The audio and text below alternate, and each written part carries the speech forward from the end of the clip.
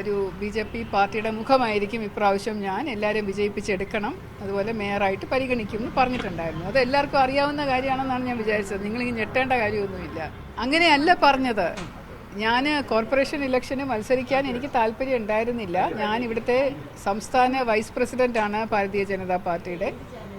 അതുകൊണ്ട് ഞാനിവിടെ വാർഡിൽ മത്സരിക്കുന്ന സ്ഥാനാർത്ഥികൾക്ക് വേണ്ടി 10 പേർക്ക് വേണ്ടി പ്രവർത്തിക്കാമെന്നതായിരുന്നു ആദ്യത്തെ കാര്യം. പിന്നെ എന്നെ മത്സരിക്കാനായിട്ട് പെട്ടെന്ന് പറയുമ്പോൾ വിസമ്മതിച്ച വ്യക്തിയായിരുന്നു ഞാൻ.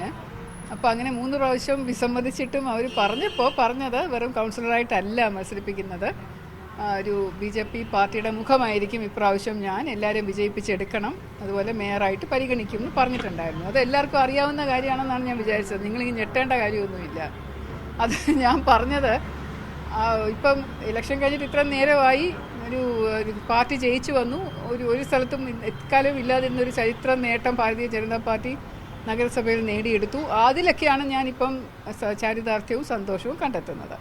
എന്തെങ്കിലും തരത്തിൽ പിന്നീട് ഈ തീരുമാനം മാറുമ്പോൾ എന്തുകൊണ്ട് മാറിയെന്നുള്ളത് മാഡത്തെ ബോധ്യപ്പെടുത്തിയിരുന്നോ? അങ്ങനെ ബോധ്യപ്പെടുത്തേണ്ട കാര്യമില്ല. പാർട്ടിയുടെ തീരുമാനമാണ്. ഒരു രാഷ്ട്രീയ പാർട്ടി എന്ന് പറയുമ്പോൾ തീരുമാനങ്ങൾ എടുക്കുമ്പോൾ പല തരത്തിലുള്ള സമന്വയ ചർച്ചകൾ വരാറുണ്ട്. അപ്പോൾ ഒരു ചർച്ച അവസാന സമയം വന്നപ്പോൾ ഇപ്പം ഇലക്ഷൻ കഴിഞ്ഞിട്ട് ഒരു 3-4 ദിവസത്തേക്കുള്ള ചർച്ചകളുണ്ടായിരുന്നു എന്നാണ് തോന്നുന്നത്. പക്ഷേ എന്നോടൊന്നും പറഞ്ഞിരുന്നില്ല. അപ്പോൾ ലാസ്റ്റ് ഡേ ശനിയാഴ്ച ദിവസമാണെന്ന് തോന്നുന്നു, അതിന് ചർച്ചകൾ വന്നപ്പോൾ അന്നാണ് ഇങ്ങനെ എല്ലാ കൗൺസിലർമാരെയും വിളിച്ച് ചർച്ച ചെയ്തത്. ഒരു സമന്വയം ഉണ്ടാക്കണം, എല്ലാവരും നിങ്ങളുടെ അഭിപ്രായം എന്താണ്. അപ്പം എല്ലാവരോടൊപ്പം ഞാനും പറഞ്ഞു, കേന്ദ്ര നേതൃത്വം അല്ലെങ്കിൽ സംസ്ഥാന നേതൃത്വം എടുക്കുന്ന തീരുമാനം എന്താണ്, അതിനോടൊപ്പം ഞാൻ നിൽക്കും എന്ന് ഞാൻ പറഞ്ഞിട്ടുണ്ടായിരുന്നു.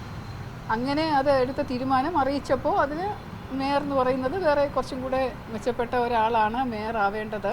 കുറച്ചുകൂടെ രാഷ്ട്രീയ പരിചയമുള്ള, കോർപ്പറേഷനിൽ ഇരുന്നിട്ടുള്ള, അനുഭവ സമ്പത്തുള്ള, എന്നെക്കാളും എനിക്ക് 1.5 വർഷമല്ലേ ആയിട്ടുള്ളൂ പാർട്ടിയിൽ. അപ്പോൾ കുറച്ചും കൂടെ 30 വർഷത്തോളം പാർട്ടിയിലൊക്കെ പ്രവർത്തിച്ച ഒരാളായിരിക്കും കുറച്ചുകൂടെ അഭികാമ്യം എന്നൊരു ചർച്ച ഉയർന്നു വന്നപ്പോൾ ഞാനതിനെ അംഗീകരിക്കുമായിരുന്നു. അതിനകത്ത് എനിക്ക് നിരാശയോ നീരസമോ ഒന്നുമില്ല. ഞാൻ സന്തോഷത്തോടു കൂടി സ്വീകരിച്ചതാണത്. ഇങ്ങനെ ഒരു പരിഗണന ആദ്യം ഉണ്ടായിരുന്നു, അത് ഇലക്ഷൻ്റെ സമയത്തൊക്കെ അങ്ങനെ തന്നെ കേട്ടിരുന്നു. അതിനുശേഷം ഇങ്ങനെ മാറിയപ്പോൾ അതിനുള്ള കാരണം പാർട്ടിക്ക് ഉണ്ടായിരുന്നു എന്ന് തന്നെ ഇപ്പോഴും ഞാൻ വിശ്വസിക്കുന്നു. പക്ഷേ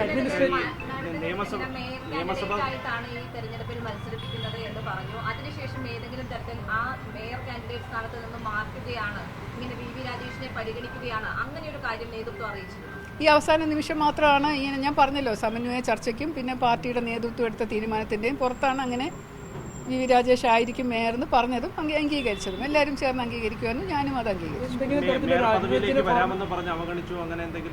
ഒന്നും ഇല്ലെന്നേ, അതൊക്കെ നിങ്ങൾ പറയുന്ന കഥകളല്ലേ. അങ്ങനെ അവഗണിക്കപ്പെട്ടതായിട്ടോ അങ്ങനെ എന്താണ് ചതിച്ചതായിട്ടോ ഒന്നും എനിക്ക് തോന്നുന്നില്ല. അതല്ല ഉണ്ടായത്. അങ്ങനെയാണ് 10 സ്ഥാനാർത്ഥികളോടൊപ്പം പ്രവർത്തിച്ച് അവരെ വിജയിപ്പിക്കുക എന്നുള്ളതായിരുന്നു എൻ്റെ ആദ്യത്തെ ചുമതല. അതാണ് പെട്ടെന്ന് മാറിയിട്ട് സ്ഥാനാർത്ഥികളെ നിർണ്ണയിക്കുന്ന ദിവസമാണ് എൻ്റെ പേര് വീണ്ടും 3ാമത്തെ പ്രാവശ്യം ഒന്നും കൂടെ പറയുമ്പോൾ ഈ കാര്യങ്ങളൊക്കെ പറഞ്ഞത്. ഈ പ്രതികരണമല്ല ഞാനിപ്പോൾ പറയുന്നത്. ഞാൻ ഹാപ്പിയാണ്, സംതൃപ്തിയാണ്. ഞാൻ കൗൺസിലറായിട്ട് ഒരു 5 വർഷത്തേക്ക് ജോലി ചെയ്യാൻ താല്പര്യപ്പെടുന്നു. മോനെ, ഒരു അനുരഞ്ജനം വേണ്ടി വരുന്നത് എപ്പോഴാണ്? എന്തെങ്കിലും ഒരു പ്രശ്നം ഉണ്ടാകുമ്പോഴാണ്. ഈ പ്രശ്നങ്ങൾ ഉണ്ടായിട്ടില്ല, അതുകൊണ്ട് അനുരഞ്ജനത്തിന്റെ ആവശ്യമില്ല.